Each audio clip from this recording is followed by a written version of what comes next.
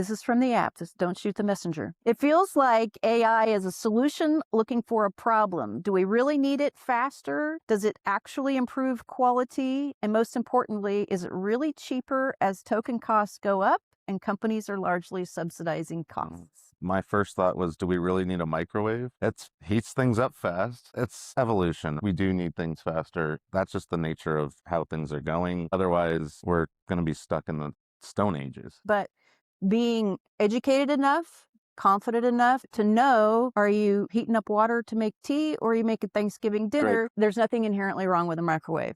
Just don't cook your turkey with it. Welcome back to Keys to Real Estate and back to the rest of our NS3 conversation on AI and the future of title.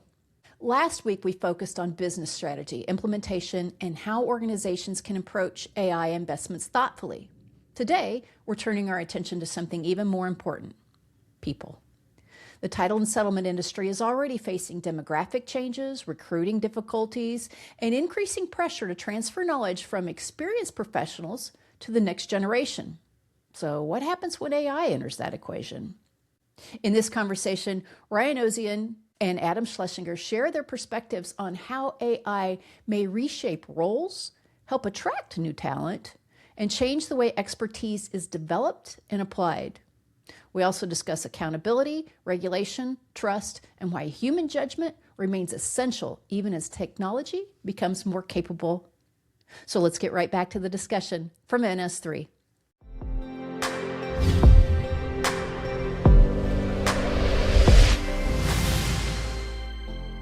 The presenting sponsor for this season of Keys to Real Estate is First American Trust. First American Trust redefines banking for title and escrow companies. They offer innovative solutions that integrate banking functions directly into title and escrow software systems, enhancing operational efficiency and safeguarding financial transactions.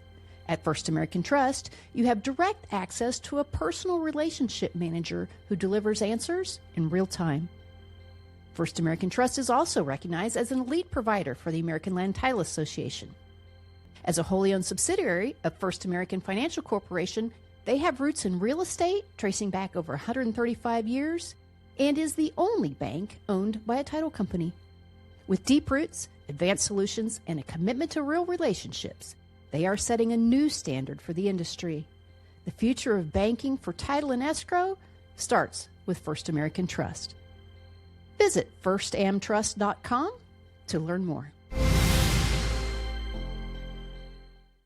I want to talk about the optionality of all this because, again, we come to conferences, we hear so much about AI in every session. That it's just a giant that's in everything, everywhere, all the time right now. And so everybody's going to go home and they're going to go back to creating revenue the ways they have today and now. And so I position that way to say, is this like all or nothing? Is there a kind of a middle path, a kind of a reasonable adopter, neither running off the edge of the earth or sitting inert waiting for something? Is there a Goldilocks path? And if so, what does it look like? I usually advise people, like, write down what you hate doing within your business process or amongst your day, and then let the technology come work for you and figure out how AI can apply to get rid of that monotonous process or whatever it is that's tedious. So the first actionable item that anyone could take away from this conversation or conference talk is just start with writing down what you don't like doing every day. And I guarantee you AI can help you figure that out. And Mary, part of your question was also about the optionality of it, which I interpret to mean is the sense of urgency now, and what does now mean in terms of actionable things for this group versus at some point in the future. And so I would answer that, my interpretation of the question, by saying now is absolutely the time. But my recommendation would be to start from a process mapping exercise, which sounds like the most boring thing on earth. But one of the things that we found at First American is most of the value we get around trying to implement AI is we're just fixing bad process. Not even with AI, we're just figuring out that, oh my gosh, we're doing all of this wasteful activity and now just removing that. So we've seen a huge benefit from just that. But then from there, you'll have the clear problem statements, you'll have the pain points, and then that becomes a really powerful entry point for that quick iterative experimentation and you're going to be getting the most value from that minimum viable investment. All right. And Ryan, you mentioned a team earlier. Let's talk about what a team back home looks like to do the analysis, to decide what to implement, to decide the implementation roadmap. Who all should be represented on that team in an organization? I'll ask both of you because you might have different experience. I think it starts with a good listener, right? To understand how to apply AI correctly, you need someone who has an engineering background that can also listen to a customer's problem, or internally your own problem. That can be a Right? challenging mix Yeah. of personalities. I know. I'm It's not kidding. easy to I find that tease the person, engineers. but yeah, I mean, so like, because you gotta consult with the problem, you gotta Mhm. intake, and then you gotta decipher what technology to use to fix it. And even having one person on your team that's able to do that blend of skill sets is awesome. I mean, I think it's really important to at least have someone that you consult if you can't afford to hire someone internally, but at least have a little AI consultation area within your process. If you don't understand it, get someone who does. That's not easy, but I think that it's really important. I think it's a good track to go down Okay. versus being scared or trying to do it all on your own Figure if it you out don't, yeah. yourself. Yeah, that's a lot. Adam, what about you? What roles should we have on that team? So it will depend on the problem you're trying to solve, because if it's an operational process or it's a tool that's needed for close, it really will just depend. You will definitely want folks who have an intimate knowledge of that process and what a great customer experience or what delivering excellent value to the customer means. That needs to remain your North Star. One of the interesting things that we found is that once you have a certain level of AI, not necessarily fluency, but a certain level of comfort around AI, the roles start to blend together a little bit. Like, we'll have engineers that now understand the business, and now they're coming up with, hey, like this new product feature, a new service that we can provide. And I have two underwriting teams where every single person has access to tools that they can hit vibe code, but they can use AI to code tools and create proof of concepts and really help explain ideas like for more technical folks in a really interesting way.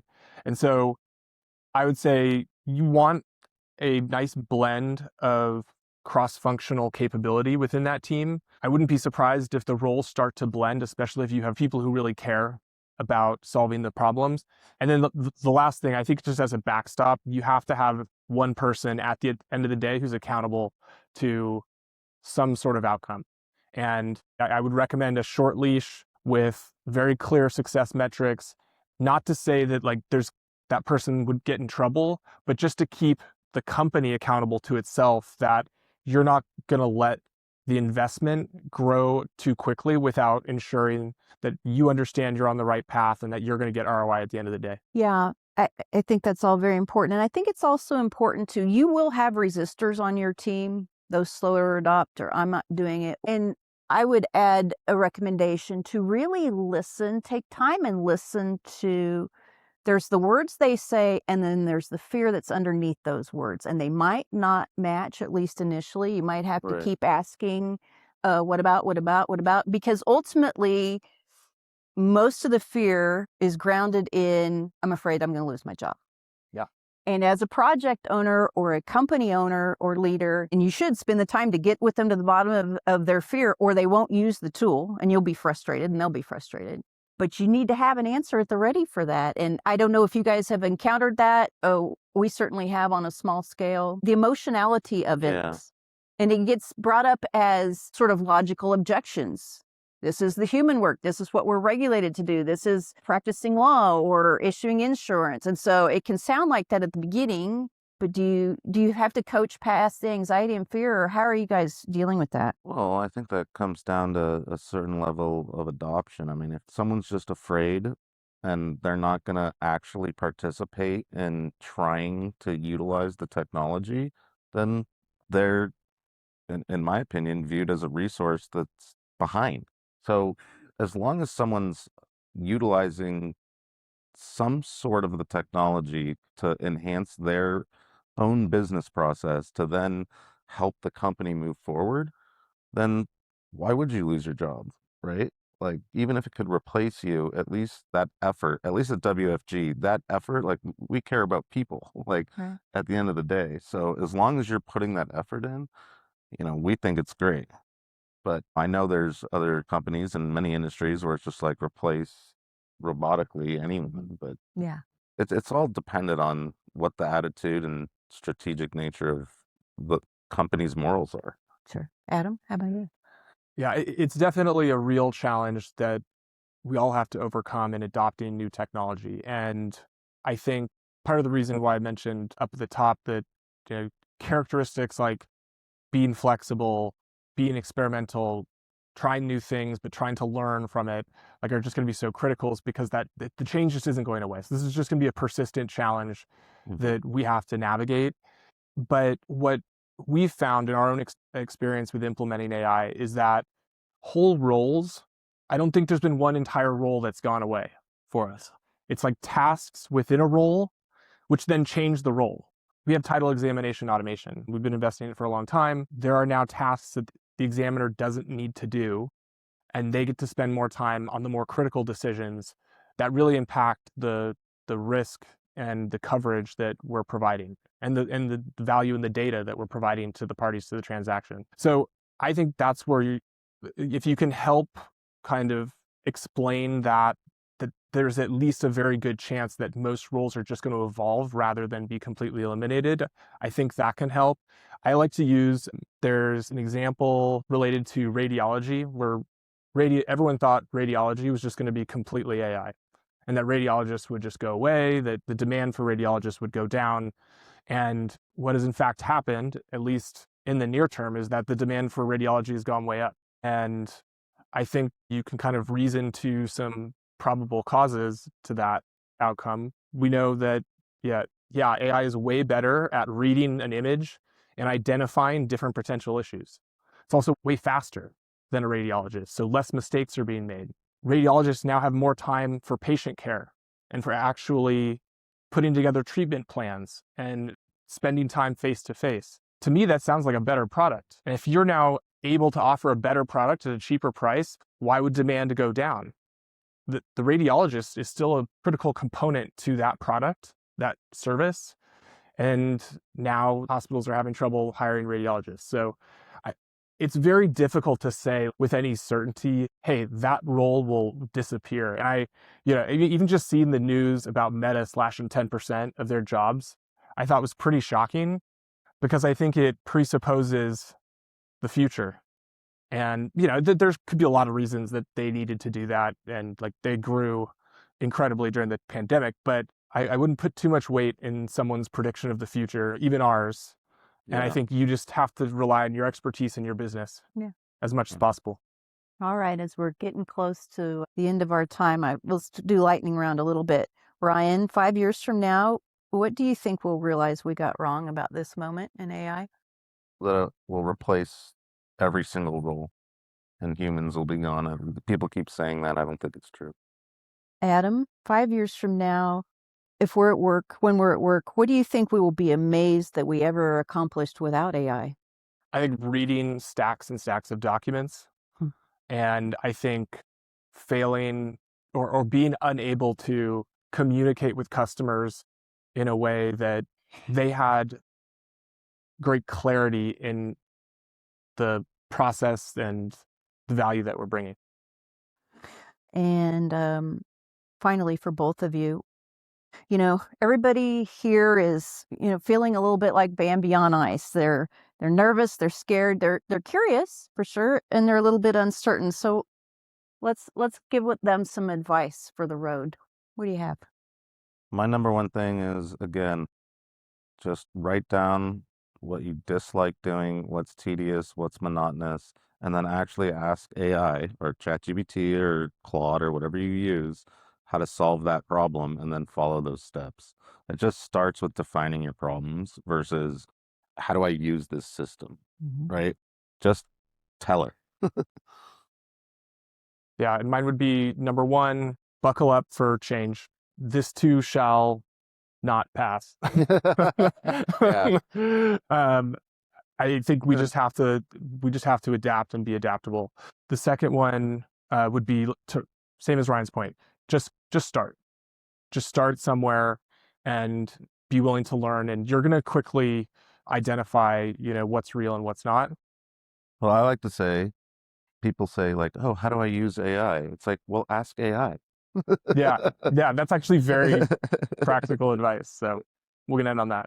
That is practical advice. What questions do you have for our experts? We have a little time left to share with you. While you're thinking about that, I'll ask one from the app. Will AI impact every aspect of the closing process, or will it touch only certain segments of the process, do you think? The closing side? I think all aspects. Eventually. Not next week, but... Yeah, I think it's going to be iterative, and it'll take time, but I think it's good to think of it just as additional functionality that our computers will have. It feels like, this is from the app, just don't shoot the messenger. It feels like AI is a solution looking for a problem. Do we really need it faster? The proverbial it, does it actually improve quality? And most importantly, is it really cheaper as token costs go up and companies are largely subsidizing costs? I think I responded to that one on the app. What'd you say? I think, read the first part of the question again. Oh, it feels like AI is a solution looking for a problem. Do we really need it faster? Okay, yeah. And my first thought was, do we really need a microwave? Like, it heats things up fast. Yeah. Like, it's evolution, right? It's happening. Yes, we do need things faster. That's just the nature of how things are going. I mean, otherwise we're going to be stuck in the Stone Ages. So yes, the faster the better, in my opinion. I mean, that's just the nature of the beast. So We just have to be careful. yeah. But just as you wouldn't cook Thanksgiving dinner with a microwave oven only, every This is a tool good point. isn't 100% for every situation. And being educated enough, confident enough to know, are you heating up water to make tea or are you making Thanksgiving dinner? Great point. Yeah, there's nothing inherently wrong with a microwave. Just don't cook your turkey with it. With that, please thank Ryan and Adam for joining us. As we close out this two-part series, one message stands out above all others. The future isn't about human versus AI. It's about humans learning how to work alongside increasingly capable tools. The pace of change may feel uncomfortable at times, but throughout this discussion, our panelists returned to the same advice. Start somewhere. Stay curious. Focus on solving real problems and remain willing to learn. For an industry built on trust, expertise, and protecting one of life's largest investments, those principles will matter just as much in the future as they do today. Thank you for joining us for this special NS3 edition of Keys to Real Estate. Please like, share, or subscribe, and maybe share the episode with some members of your team. And we'll see you next time.